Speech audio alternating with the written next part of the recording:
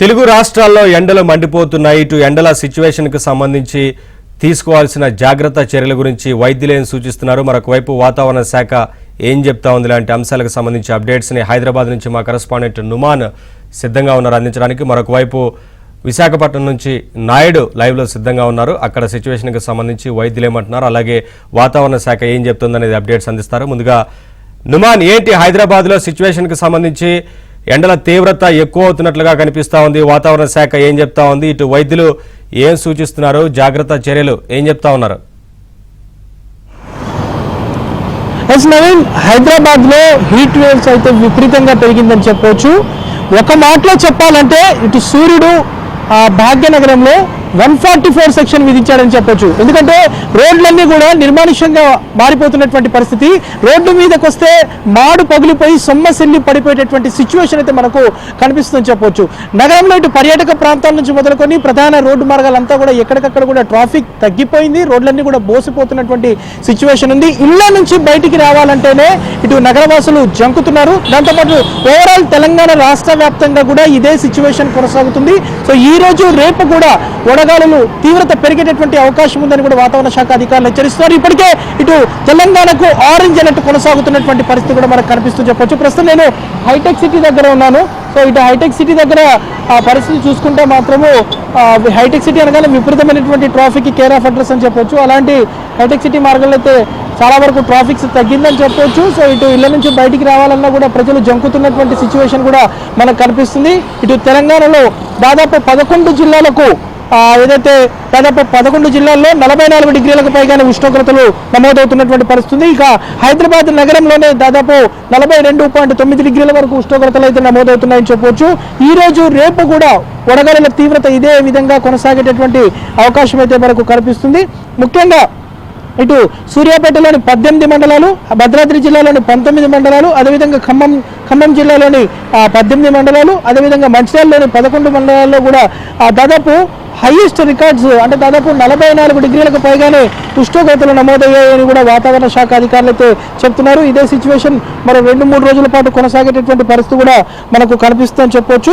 ముఖ్యంగా ఇటు నల్గొండ, సూర్యాపేట, భద్రాద్రి కొత్తగూడెం జిల్లా, ఖమ్మం జిల్లాలో అత్యధికంగా 44.5 డిగ్రీల ఉష్ణోగ్రతలు అయితే నమోదవుతున్నాయి. 11 జిల్లాల్లో ముఖ్యంగా చూసుకుంటే 44 డిగ్రీలకు పైగానే ఉష్ణోగ్రతలు నమోదవుతుంటే ఇటు హైదరాబాద్ నగర పరిధిలో కూడా ఇదే సిచ్యువేషన్ కొనసాగుతుందని చెప్పవచ్చు.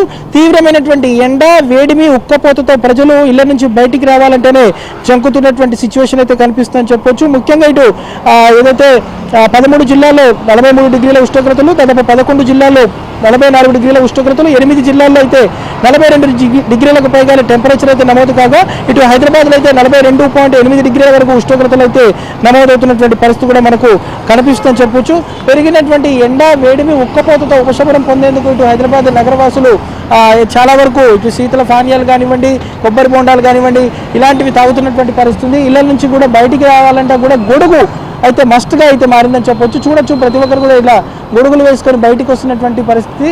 అత్యవసరమైతే తప్ప అనవసరంగా ఎవరు కూడా ఇళ్ల నుంచి బయటికి రాలేనటువంటి పరిస్థితి అయితే నెలకొందని చెప్పొచ్చు. సన్ స్ట్రోక్తో ప్రజలు అల్లాడిపోతున్నటువంటి పరిస్థితి కూడా మనకు కనిపిస్తుందని చెప్పొచ్చు. ప్రస్తుతం మనము ఏబిఎన్ స్క్రీన్లో చూడొచ్చు ఏ విధంగా పరిస్థితి అనేది. నగరంలోని ప్రధాన రద్దీగా ఉండేటటువంటి మార్గాలన్నీ కూడా, ప్రధాన రోడ్లన్నీ కూడా బోసిపోతున్నటువంటి పరిస్థితి. ప్రజలెవరూ కూడా ఇళ్ల నుంచి బయటికి రావట్లేదు.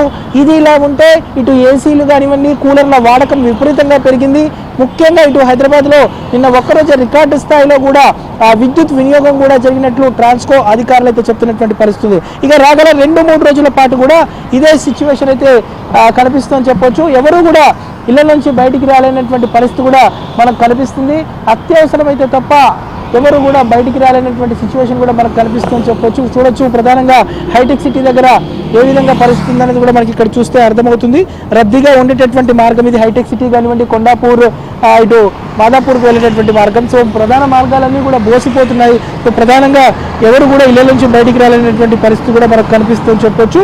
సో ఇక ఈ రోజు రేపు కూడా హీట్ వేవ్స్ ముంపు అయితే పొంచి ఉందని చెప్పి వాతావరణ శాఖ బులెటిన్ కూడా హెచ్చరించింది. దక్షిణాది ఎండల తీవ్రత ఎక్కువగా నమోదయ్యేటటువంటి దక్షిణాదిగా ఉన్నటువంటి తెలంగాణలో ఎక్కువగా ఎండల తీవ్రత నమోదయ్యేటటువంటి అవకాశం కూడా మనకు కనిపిస్తుంది. సో ముఖ్యంగా రేపు ఎల్లుండి కూడా ఇదే పరిస్థితి కొనసాగేటటువంటి అవకాశం ఉన్నటువంటి నేపథ్యంలో ప్రజలు అత్యవసరమైతే తప్ప ఎవరు ఇళ్ళ నుంచి బయటికి రావద్దంటూ కూడా ఇప్పటికే వాతావరణ శాఖ అధికారులు కూడా హెచ్చరిస్తున్నారు. ఎండలు ఎట్లున్నాయన్న ఈసారి? ఏంది అన్న ఎండ బాగానే కొడుతుందన్న. ఎప్పుడు చేస్తుంది? నేను ఇప్పుడు ఈ రాబిడో నుంచి వచ్చిన ఇక్కడ దింపిన. ఎట్లుంది వడగాల్పులు? ఎండ బాగుందన్న. ఎండ అయితే మస్తు కొడుతున్నది. అసలు బండి మీద పోతేనే ఇట్లా ఎండ కొడుతుంది. అసలు ఇంకెంత ఇబ్బంది ఉంటుంది అన్న. చాలా ఎండ కొడుతుందన్న. మరి కొంచెం ఎండ తక్కువ ఉంటే బాగుండేది. చాలా ఎక్కువ ఉంది ఎండ. ఇగో ఎవరు లేరు, ఇంత ఖాళీ ఉంది రోడ్డు మొత్తం. చూసిరుగా ఒక్కరు అనిపిస్తారా? ఎంత రోడ్డు ఖాళీ ఉంది, లేకపోతే ఎంత జనాలు వస్తారు ఈ టైం. జనాలు ఫుల్ మంది ఉంటారు. ఎండలు ఎట్లున్నాయి తమ్ముడు? ఎండలు ఎట్లున్నాయి? ఎండలో బాగా కట్టినే ఉన్నాయి, బయటికి రాలేకపోతుంది.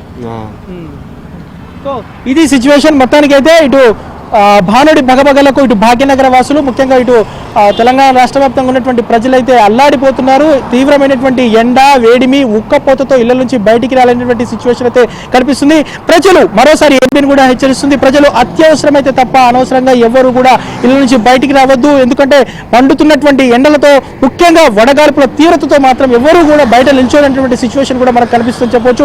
ఇప్పటికే వైద్యులు కానివ్వండి, వాతావరణ శాఖ అధికారులు కూడా ఇదే హెచ్చరికలు అయితే జారీ చేస్తున్నటువంటి సిచ్యువేషన్ అయితే మనకు కనిపిస్తుందని చెప్పొచ్చు.